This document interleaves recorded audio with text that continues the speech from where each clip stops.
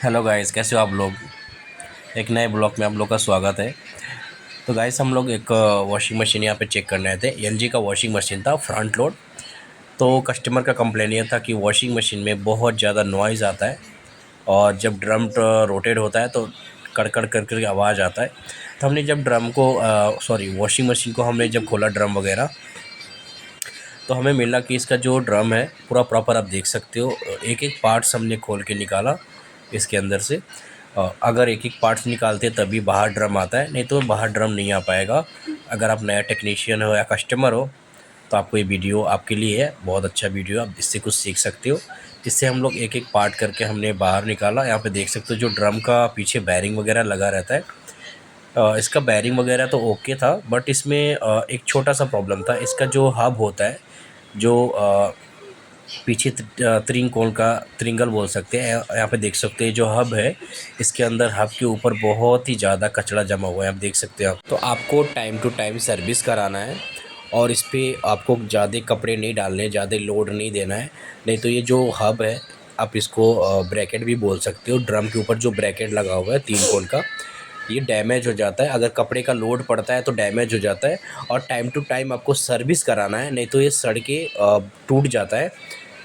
तो अभी हम लोग इसको अच्छे से क्लीन करेंगे। बहुत ही ज़्यादा इस पर डस्ट जमा था, आप देख सकते हो पूरे मैल जमा था, कपड़े का मैल या डिटर्जेंट पाउडर का सारा जमा हुआ था। यहाँ पे देख सकते हो कस्टमर 3 या 4 साल से सर्विस नहीं कराया था, ना कि कस्टमर केयर में ना लोकल, ऐसा कुछ सर्विस बिल्कुल नहीं कराया था। तो हमने जब यहाँ पे खोला, ड्रम वगैरह खोला, तो हमें प्रॉपर पता चला कि जो इसका हब है वो क्रैक है, पूरा हब जो है क्रैक है, जिसकी वजह से अनबैलेंस होकर ड्रम में लड़ रहा है।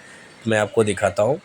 पहले तो हम लोग इसको अच्छे से क्लीन किया। यहाँ पे देख सकते हो ये जो मेरा बंदा है, ये हेल्पर है, अभी फ़िलहाल इसको हम लोग सिखा रहे हैं टेक्नीशियन ट्रेनिंग पे। काफ़ी अच्छा बंदा है, ऐसे काम हम बहुत अच्छा करता है। तो हम लोग इसको अच्छे से अभी क्लीन करेंगे। यहाँ पे देख सकते हो बहुत ही ज़्यादा है। जो ऐसा क्यों होता है, अभी यह जो क्रैक होता है इसके पीछे कास्टिंग रहता है। जैसे जो ड्रम लगा है ना, ड्रम के ऊपर जो हब लगा रहता है, हब का जो मटेरियल वो कास्टिंग रहता है। तो अगर कपड़े का लोड वगैरह पड़ता है तो हब टूटने का चांस रहता है, क्रैक होने का चांस रहता है। तो हमने उसको अच्छे से क्लीन किया प्रॉपर। अभी दूसरा हम लोग हब डालेंगे उसके अंदर। यहाँ पे देख सकते हो वायरिंग वगैरह हमने प्रॉपर चेक किया, कोई प्रॉब्लम नहीं था। इसका देख सकते हो हमने इसको भी सर्विस कर दिया, वाटर जो डिस्पेंसर है, हमने सब कुछ इसका प्रॉपर हमने सर्विस किया, अच्छे से क्लीन किया। और यहाँ पे देख सकते हो जो हीटर है, हीटर के अंदर भी बहुत ही ज़्यादा कचरा जमा हुआ था। यह कुछ दाने टाइप का कचरा था, मतलब एक समझो जो डिटर्जेंट पाउडर था वो सारा यहाँ पे बैठ गया था, पूरा जम गया था। तो हमने अच्छे से इसको क्लीन किया। यहाँ पे काम करते करते जो मेरा बंदा है, हेल्पर है, उसका थोड़ा हाथ कट गया, तो उसके हमने कुछ रिबन पट्टी वगैरह बांधा। फिर हमने प्रॉपर इसको, और जो सबसे पहले अगर सेफ्टी से जो ग्लास वगैरह है उसको आप साइड में रख दो, नहीं तो क्या डैमेज होने का चांस रहता है। यहाँ पे आप देख सकते हो जो हब पे जो ड्रम के ऊपर ये पाउडर दिख रहा है, यह एक पाउडर है जमा हुआ, एक डिटर्जेंट पाउडर है। यहाँ पे देख सकते हो दानेदार टाइप का है।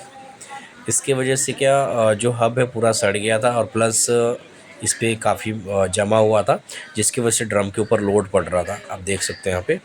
तो प्रॉपर हमने इसको अच्छे से क्लीन किया।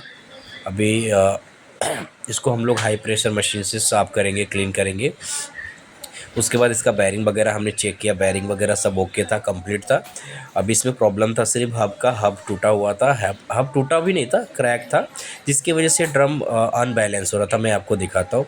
यहाँ पे देख सकते हो ये जो हब है यहाँ पे क्रैक हो गया है, देखो यहाँ पे ये क्रैक हो गया है। क्रैक की वजह से अनबैलेंस हो रहा था, जिसकी वजह से अंदर ड्रम के अंदर प्रॉपर चल नहीं रहा था, फंस रहा।